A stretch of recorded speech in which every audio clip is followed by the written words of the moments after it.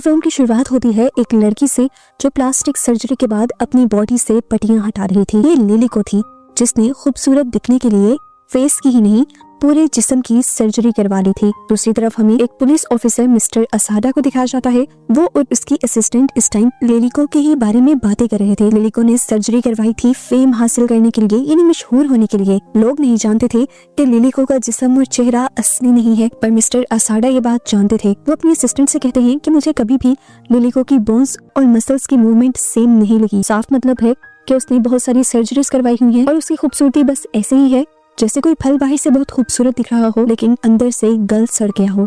अगले सीन में हम लिलिको को एक प्रेस कॉन्फ्रेंस में देखते हैं। बहुत ज्यादा खुश नजर आ रही थी वो। यहाँ पर बहुत सारे बड़े बड़े टीवी चैनल्स उसकी न्यूज को कवर करने के लिए आए हुए थे क्योंकि लिलिको अपनी फर्स्ट फिल्म करने के लिए जा रही थी। खैर, इस प्रेस कॉन्फ्रेंस के बाद हमें लिलिको को उसके ड्रेसिंग रूम में दिखाया जाता है, उसके मेकअप आर्टिस्ट और उसकी असिस्टेंट के साथ। इतनी देर में यहाँ पर उसका फ्रेंड भी आ जाता है जिसके साथ वो काफी क्लोज हो जाती है। इसी वजह से असिस्टेंट और मेकअप आर्टिस्ट रूम से चले जाते हैं। इसी रात लिलिको अपने प्रोड्यूसर के साथ भी रहती है क्योंकि वो चाहती थी कि प्रोड्यूसर अपने डायरेक्टर से कहे कि लिलिको के साथ उन्हें एक और फिल्म बनानी है। उसके जाने के बाद लिलिको शीशे में अपना चेहरा देखकर खुश हो ही रही होती है कि उसे अपने सर पर एक काला धब्बा दिख जाता है। उसका ये स्कार यानी धब्बा उसके मेकअप आर्टिस्ट ने भी देखा था। दूसरी तरफ वो भी इस बारे में अपनी प्रोड्यूसर से बात करता है। प्रोड्यूसर ये बताती है कि वो धब्बा लिलिको की सर्जरीज का साइड इफेक्ट है। ये सर्जरीज भी सारी प्रोड्यूसर ने ही करवाई थी ताकि उसके जरिए लिलिको खूबसूरत हो और लिलिको की खूबसूरती के जरिए उसकी कंपनी भी पैसा कमाए। इस बड़े राज को छुपाने के लिए प्रोड्यूसर मेकअप आर्टिस्ट को अपनी एक कीमती रिंग भी दे देती है, ये कहते हुए कि मैं जानती हूँ तुम इसका अच्छा ख्याल रखोगे। ख्याल उसे रिंग का नहीं बल्कि राज का रखना था। प्रोड्यूसर ने एक और शॉकिंग बात ये भी बताई थी कि लिलिको का चेहरा ही नहीं बल्कि उसकी बॉडी का एक एक पार्ट नकली था। उसके जिस्म में जो असली चीजें थी वो सिर्फ उसकी आंखें और उसके प्राइवेट पार्ट्स थे। अगले दिन प्रोड्यूसर लिलिको को हॉस्पिटल भेज देती है वापस ताकि उसके इस धब्बे को ठीक किया जा सके। जहाँ क्लिनिक में लिलिको नोटिस करती है कि और भी लड़कियां अपने ऊपर से कंट्रोल खोए हुए यहाँ पर आई थी क्योंकि सर्जरीज के साइड इफेक्ट में उनकी बॉडी और भी ज्यादा बदसूरत दिखने लगी थी और डॉक्टर्स उनको ठीक भी नहीं कर पा रहे थे। इससे पहले कि लिलिको उस लड़की से जाकर बात कर पाती, लिलिको को डॉक्टर्स अपने पास बुला लेते हैं। दूसरी तरफ हमें मिस्टर असाडा को दिखाया जाता है जो एक नगुमी नाम की लड़की के केस की इन्वेस्टिगेशन कर रहे थे जिसकी डेड बॉडी उसके फ्लैट से बुरी हालत में मिली थी। मिस्टर असाडा अपने कुलीग को बताते हैं कि उस लड़की का एक्स हस्बैंड भी उसी ब्यूटी क्लिनिक के लिए काम करता है जिसका केस हम पहले भी देख रहे हैं। ये क्लिनिक इलीगली इंसानों के ऑर्गन्स, बोन्स और स्किन का यूज करते हैं अपनी सर्जरीज में और ज्यादातर सर्जरीज ब्यूटी पर्पस के लिए होती हैं और इन सर्जरीज के लिए ये क्लिनिक बहुत ज्यादा पैसे चार्ज करते हैं। सिर्फ यही नहीं, इन सर्जरीज के बाद भी बॉडी को नॉर्मल रखने के लिए हर महीने लाखों की मेडिकेशन की जरूरत पड़ती है और अगर कोई अफोर्ड ना कर पाए तो उसको बहुत ही बुरे साइड इफेक्ट्स का सामना करना पड़ता है जिसकी वजह से कुछ लड़कियां तो अपनी जान भी ले लेती हैं। जिस तरह ये अंजाम हमें सामने नजर आ रहा है। मिस्टर असाडा के कलीग्स परेशान थे कि बेचारी लड़कियां इतना भयानक कदम उठा क्यों लेती हैं अपनी सर्जरीज करवाने का। अगले सीन में हमें दोबारा लिलिको को दिखाया जाता है जो कि हर दूसरे फोटोशूट का हिस्सा बनी हुई थी। उसके पास इतने कॉन्ट्रैक्ट्स थे, इतने काम थे कि उसकी नींद तक भी पूरी नहीं हो पा रही थी, लेकिन पैसे और शोहरत के लिए उसने अपनी नींद, तकलीफ सब कुछ छुपाई हुई थी जिसका रिजल्ट उसे मिलता भी है। तकरीबन हर मैगजीन के कवर पेज के ऊपर उसी की फोटो होती है और सभी मैगजीन्स बहुत तेजी से बिक जाते हैं। लाखों लोग लिलिको के फैन बन गए थे, यहाँ तक कि हॉलीवुड से भी लिलिको को फिल्म की ऑफर आ गई थी। एक दिन ऐसे ही अपनी बिजी रूटीन से फारिग होकर लिलिको अपनी असिस्टेंट मिचिको के साथ अपने घर वापस आ रही होती है तो वो मिचिको से सवाल करती है कि तुम मेकअप क्यों नहीं करती। मिचिको जवाब देती है क्योंकि उसका फायदा ही नहीं, मेकअप मेरी बढ़ती हुई एज को तो नहीं छुपा पाएगा। मिचिको ने तो ये बात बिना सोचे समझे कहती थी, लेकिन लिलिको के लिए ये एक बहुत ही बड़ी सोच बन गई थी। जाहिर सी बात थी सर्जरीज उसकी बढ़ती हुई उम्र को तो नहीं छुपा पाएंगी और उस तरह बढ़ती उम्र के साथ उसे शायद काम भी मिलना कम हो जाएगा। इस सोच की वजह से लिलिको काफी डिप्रेस हो जाती है। सोचते हुए उसे ये भी ख्याल आता है कि काश उसके पास कोई ऐसा होता जो उससे सच में प्यार करता।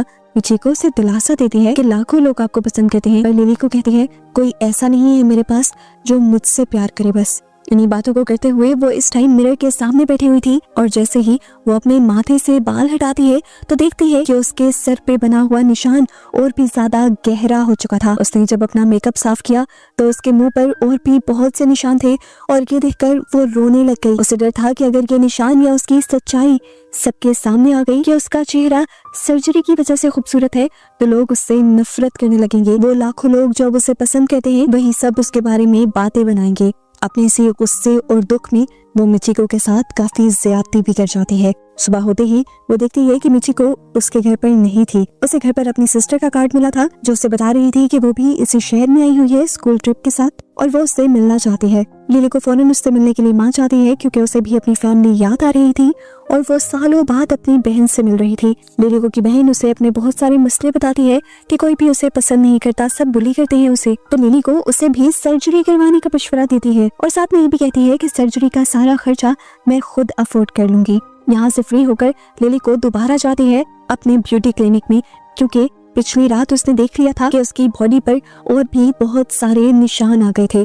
डॉक्टर नोटिस करते हैं कि इस मर्तबा उसकी स्किन भी ढीली होने लगी थी और उसे भी टाइट करने की जरूरत थी। इसलिए डॉक्टर एक और सर्जरी करने का डिसाइड करते हैं और ये सर्जरी कम मुंह पर सिलाई कढ़ाई ज्यादा लग रही थी। लिली को के मुंह पे निशान बना दिए गए थे और लिली को बगैर एनेस्थीसिया दिए यानी बगैर सुन किए लिली को का ये ऑपरेशन हो रहा था। सुई के जरिए उसकी स्किन को टाइट किया जा रहा था और लिली को बहुत ज्यादा दर्द हो रहा था। डॉक्टर तब उससे कहती है कि ये दर्द तो तुम्हें सहना पड़ेगा लिली को, याद नहीं है इस दर्द से पहले कोई तुम्हें नहीं जानता था। इन सर्जरीज ने ही आज तुम्हारी पहचान बनाई है, जो तुम आज हो वो सब इन सर्जरीज की वजह से हो। ये सुनकर बेचारी लिली को कुछ नहीं कहती और इतना दर्द भरा एक और ट्रीटमेंट करवा लेती है और फौरन एक नए शो पर आ जाती है। इस टाइम मिस्टर असाडा भी उसका शो देख रहे थे। उसके बोलने के अंदाज से वो समझ जाते हैं कि लिली को अब दोबारा कुछ और करवा के आई है और अब वो अपने असिस्टेंट से कहते हैं कि टाइम आ गया है कि लिली को भी एक्सपोज कर दिया जाए। जबकि दूसरी तरफ जब लिली को की प्रोड्यूसर को ये बात पता चलती है कि लिली को अपनी बहन को पैसे भेज रही है तो प्रोड्यूसर उसे समझाती है कि तुम ज्यादा पैसे अपने घर नहीं भेज सकती क्योंकि लिली को का जो ब्यूटी ट्रीटमेंट हो रहा है वो बहुत ही ज्यादा कॉस्टली है और आज के बाद से लिली को अपनी ब्यूटी ट्रीटमेंट के पैसे भी खुद ही लगाने थे क्योंकि प्रोड्यूसर्स और कंपनी को लिली को पर जितना पैसा लगाना था वो लगा चुके थे और अब वो एक नई मॉडल को ले आए थे यहाँ पर जो लिली को से कहीं ज्यादा खूबसूरत थी और उसकी खूबसूरती नेचुरल भी थी, जिसकी वजह से आते ही वो हिट हो जाती है। जो फोटो शूट सारे पहले लिली को मिलते थे वो शूट्स भी आधे से ज्यादा नई मॉडल को मिलने लग जाते हैं। उसे बहुत सी एड्स मिल जाती हैं, मूवीज मिल जाती हैं और आधे से ज्यादा मैगजीन्स के कवर पेज पर लिली को की जगह वो आ जाती है और इन सारी चीजों से लिली को बेइंतहा डिप्रेस हो जाती है और अपने डिप्रेशन को कम करने के लिए ड्रग्स का सहारा लेती है। इसी सारे बुरे वक्त में उसे एक और बुरी खबर ये मिल जाती है कि उसका फ्रेंड उसे छोड़कर एक पॉलिटिशियन की बेटी के साथ एंगेजमेंट कर चुका था। ये सुनकर तो लिली को पूरी तरह टूट जाती है और वो लड़का बेशर्मी से उसे कह देता है, मेरी शादी तुम जैसी एक आम सी मॉडल से होना तुम्हारी खुशफहमी ही थी। लिली को अब गुस्से से पागल हो जाती है और इसके दिमाग में एक नई गेम चलने लग जाती है। इसीलिए वो अपनी असिस्टेंट मिचिको के घर खुद आती है जहाँ कर वो देखती है कि इस टाइम मिचिको अपने हस्बैंड के साथ थी। वो शायद नहा कर निकला था। लिली को उसके करीब जाकर उससे किस की परमिशन लेते हुए उसे किस कर देती है और फिर उससे पूछती है कि क्या तुम मेरे करीब आओगी। वो लड़का पता नहीं क्यों ना नहीं कर पाया था, शायद इसी वजह से कि लिली को बहुत ज्यादा मशहूर थी। लिली को अपनी सारी हदें पार कर देती है वो भी मिचिको के सामने और मिचिको टूट जाती है अपने हस्बैंड को किसी और लड़की के साथ देखकर। वो ये सब रोक भी नहीं पाई थी क्योंकि उसे डर था कि लिली को कहीं उसे जॉब से ना निकाल दे। फिर अगले दिन लिली को अब इस कपल को अपने घर एक जरूरी काम से बुलाती है। लिली को उन दोनों को मैनिपुलेट कर देती है ये कहते हुए कि मैं जानती हूँ कि तुम दोनों मुझसे बहुत प्यार करते हो और मेरे लिए कुछ भी कर सकते हो, लेकिन मुझे तो बस एक छोटा सा ही काम करवाना है। एक लड़की के फेस पर तुम्हें एसिड फेंक कर आना है ताकि उसकी खूबसूरती खत्म हो जाए और वो जल कर मर जाए। ये दोनों उसकी बात मान जाते हैं और मिशन पूरा करने से पहले लिली को उन दोनों को ही अपने सामने करीब आने को कहती है। बेचारी मिचिको सिर्फ अपनी जॉब के लिए लिली को के कहे हुए सारे बुरे काम कर रही थी जो वो करना भी नहीं चाहती थी। अगले दिन दिखाया जाता है कि जब लिली को उसका मेकअप आर्टिस्ट तैयार कर रहा होता है तब वो लिली को की कमर पर अजीब बड़े बड़े काले धब्बे देखता है। वो समझ जाता है कि ये भी उसके ब्यूटी प्रोसीजर के साइड इफेक्ट्स हैं, इसलिए वो कुछ नहीं बोलता। यहाँ तक कि वो अपनी असिस्टेंट को भी रूम से बाहर भेज देता है और फिर बाद में सीक्रेटली ये बात जाकर प्रोड्यूसर को बताता है। तो प्रोड्यूसर से कहती है टेंशन लेने की जरूरत नहीं है, मुझे लग रहा है कि लिलिको का ये इंडस्ट्री में आखिरी वक्त चल रहा है। दूसरी तरफ दिखाया जाता है कि मिचिको और उसके हस्बैंड ने भी उस पॉलिटिशियन की बेटी का मुंह जला दिया था एसिड से, जिससे लिलिको के फ्रेंड की शादी होने वाली थी। और ये करने के बाद मिचिको और उसके हस्बैंड बहुत ज्यादा रोते भी हैं। खैर, ये सब होने से एक फायदा तो हो जाता है, लिलिको का मकसद पूरा हो जाता है। लिलिको का फ्रेंड उसके पास वापस आ जाता है। लिलिको जब उससे सवाल करती है उसके फियांसे के बारे में, तो सच बताने के बजाय वो लड़का कहता है कि मुझे तो पॉलिटिक्स में कभी इंटरेस्ट ही नहीं था, मुझे तो तुम्हारी तरह मशहूर बनना है। और इस तरह इन दोनों के फासले दोबारा कम हो जाते हैं। फिर अगला दिन होता है और हमें दिखाया जाता है कि लिलिको से मिलने के लिए मिस्टर असाडा आए थे। वो लिलिको से कहते हैं कि लोगों को धोखे में रखना एक जुर्म है। लिलिको कहते हैं, मैंने किसको धोखे में रखा है? मिस्टर असाडा बिना हिचकिचाए कह देते हैं कि तुम्हारी ये जो ब्यूटी है ये नकली है और इसी से तुमने सबको धोखे में रखा हुआ है। जब तुम्हारी सच्चाई सबके सामने आएगी, लोग तुम पर थूकेंगे भी नहीं।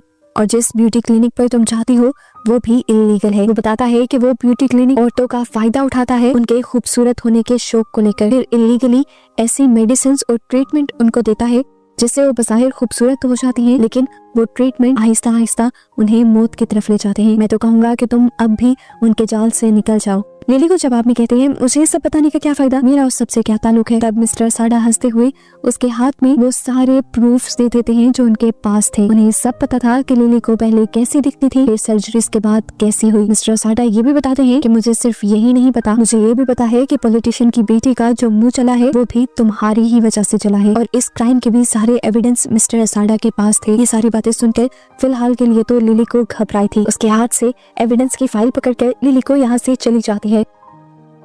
घर आते ही वो एविडेंस खोलती है तो उसे पता चलता है कि मिस्टर असाडा सच बोल रहे थे।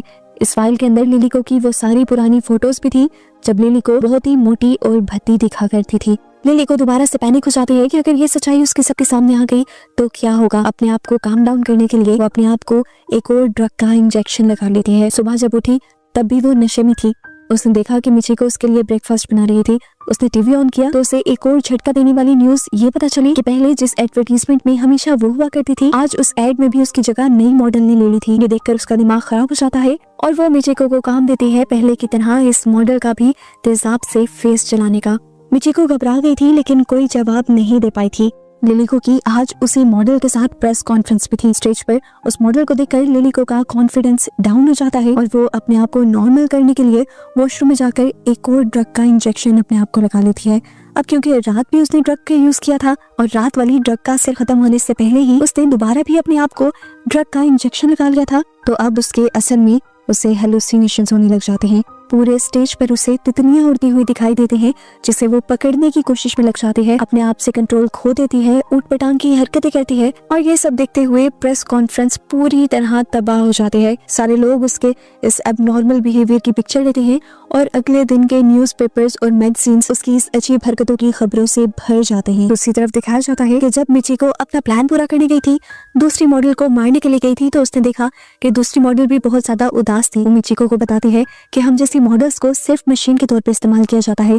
जब तक हमारा फेस होता है, हमारी जवानी होती है, हमसे पैसा कमाया जाता है और फिर हमें छोड़ दिया जाता है। उसकी बातें सुनकर मिचिको इमोशनल हो गई थी और अपना काम पूरा नहीं कर पाई थी। यहाँ अगले सुबह जब लिलिको की आंख खुलती है तो उसे बहुत ज्यादा सर में दर्द हो रहा था। वो वॉमिटिंग कर रही थी। मिचिको उसे संभालने के लिए आती है और वो गुस्से में मिचिको से पूछती है, क्या मेरा काम हुआ? मिचिको उसे बताती है कि मैं आपका काम नहीं कर पाई। ये सुनकर लिलिको इतनी ज्यादा गुस्से में आ जाती है कि मिचिको को थप्पड़ मार देती है और खुद अपने आप को काम डाउन करने के लिए अपने घर से बाहर निकल आती है। बाहर बारिश हो रही थी, उसे ये भी ख्याल नहीं रहा था। रूम के अंदर मिचिको के हाथ लग जाते हैं लिलिको के वो सारे एविडेंस जो मिस्टर असाडा उसे देकर गए थे। बस फिर क्या था, अपने थप्पड़ और अपने साथ किए गए हर जुल्म का बदला लेने के लिए मिचिको इन एविडेंस को बड़े बड़े प्रेस क्लब्स में भेज देती है। इतने बड़े बड़े राज थे, इनको कहाँ वक्त लगता था वायरल होने में। एक के बाद एक सारे ही लिलिको के खिलाफ सबूत इंटरनेट पर थे। हर कोई अब लिलिको के बारे में बातें कर रहा था और लिलिको से नफरत करना शुरू कर चुका था। बस वही दिन आ गया था जिससे लिलिको डरती थी, लेकिन वो नहीं जानती थी कि ये दिन इतना जल्दी आ जाएगा। इस टाइम लिलिको के घर के बाहर बहुत सारे न्यूज एंकर्स थे जो लिलिको से उसकी सर्जरीज के बारे में सवाल करना चाहते थे, पर लिलिको अपने घर का दरवाजा नहीं खोलती। जैसे जैसे उसका डिप्रेशन बढ़ रहा था, उसकी बॉडी पर मौजूद स्कार्स भी बहुत ज्यादा बढ़ने लगे थे। दूसरी तरफ हमें मिस्टर असाडा को दिखाया जाता है जिनको पुलिस वाले सस्पेंड कर देते हैं क्योंकि मिस्टर असाडा ने ब्यूटी क्लिनिक की इंफॉर्मेशन को लीक कर दिया था बिना किसी अथॉरिटी और परमिशन के।